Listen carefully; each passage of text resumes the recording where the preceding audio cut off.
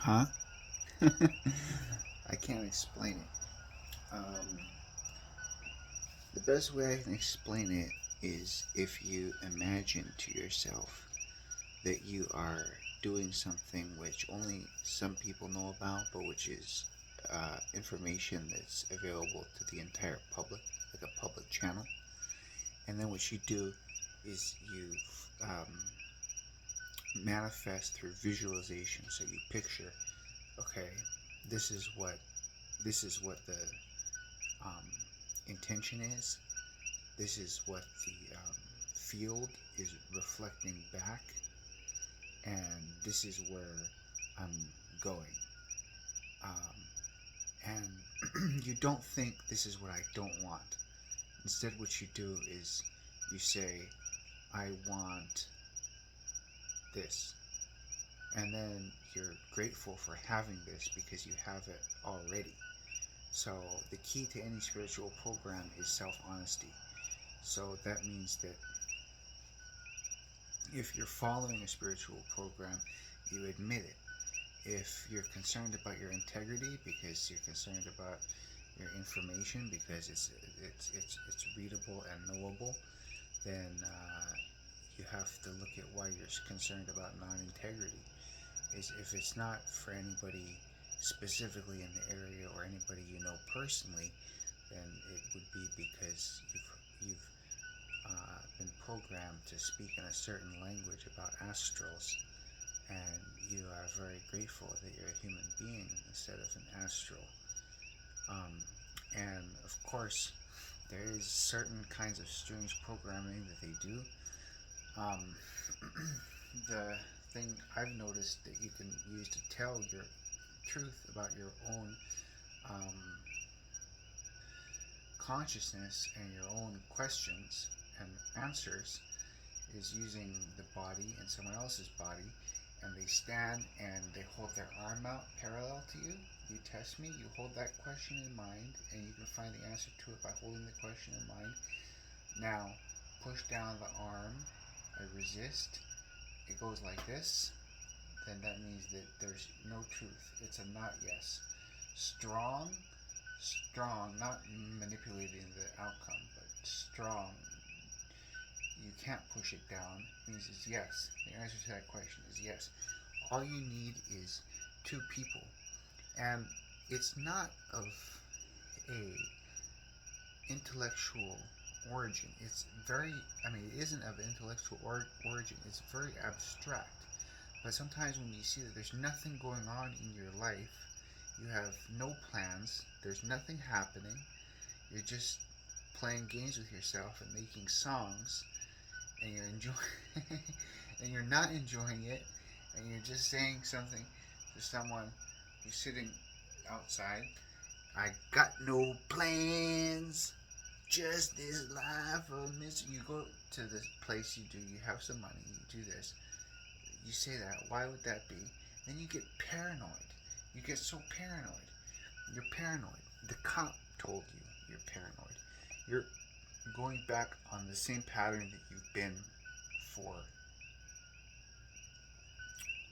eons. And that's how long your consciousness has been here. That's not an investment that I'm willing to make. I'm not going to sacrifice integrity for some kind of ephemeral experience of what I want just so that I can say I created it or I made it happen. Because I can't create it, I can't make it happen. The creation and the creator are one and the same. And so what we're talking about is ego. Ego is the animal instinct and the persistence of the animal to continuously say that it wants its way and to try to get its way and to manipulate and to blame and to point the finger. And it's not personal. It's a evolutionary structure of the brain that's feeding off the brain that's inherited as part of the karma of being human.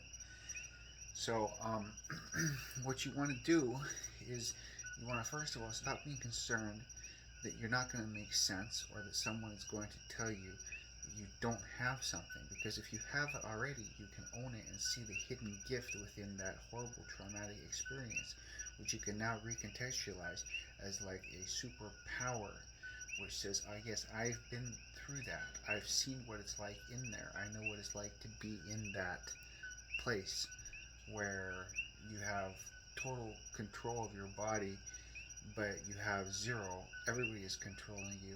So how can I be of service to get you out of that place? And then you feel grateful that you are out of that place, and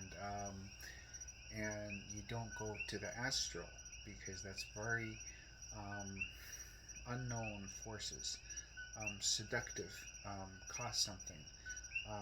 The trappings, the gizmos, the gadgets that go along with it, the recordings, the programs, the pictures, the mysteries, the magics, the spells, the incantations.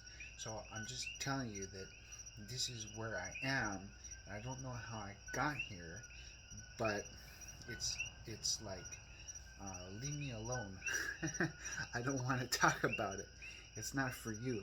It's for somebody else. And of course, mental health, mental illness, delusions. Check in with yourself because a lot of times it's difficult to. A lot of times you have uh, a picture that's not the real you, and the real you is guilty of manipulating all these images and doing all these things, but it's not the one that's actually doing it, because it's got nothing to do with what's being said and what's being experienced. So there are a few simple techniques that you can use to unhook from that story, that paragraph, that novel. And for one thing, honesty. So honesty, just say that yes, I do realize that I've been in denial about something which is basically having to do with treatment and recovery, and also that I have been unwilling to use my energies and resources to for the good of mankind, because I have let something serve it to me on a silver platter instead of putting an effort. So this video is just putting an effort and showing that you can use powerful principles to attract wealth and abundance to you, and also at the same time you can see through all of these um, conditioning from the collective thought forms, patterns that latch on, carrier waves, frequencies, sounds. And what you're hearing in the background is koki frogs, which are actually these little frogs. And if you listen carefully and you're in the right state of mind to hear it, it sounds like they're saying koki, koki, koki, koki, koki. Um, and so once you're out of that place, you just basically go into a hypnotic state. You continue doing what you're doing. You automate most things. You don't have a vested interest in whether or not this sleep program from this individual who you've known is going to work. You don't try to access something which doesn't belong to you, and you surrender things to God as they arise. And if you're working a spiritual program, self-honesty is the most important. And of course, like I mentioned before, the delusions have been programmed in such a way that you can see both sides. I can see what I'm seeing, and I can see you seeing what I'm seeing. So, grateful, thankful, blessed, and I hope you are too. Amen.